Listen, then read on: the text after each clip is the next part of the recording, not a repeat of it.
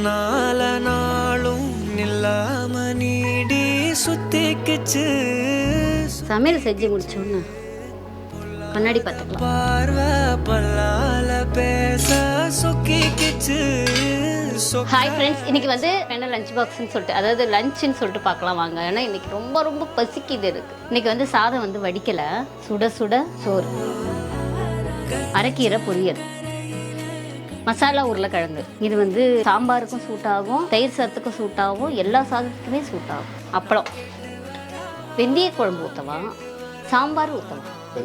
உங்களுக்கு வெந்தய குழம்பு மாதிரி தான் கண்ணுன்னு தெரியாது.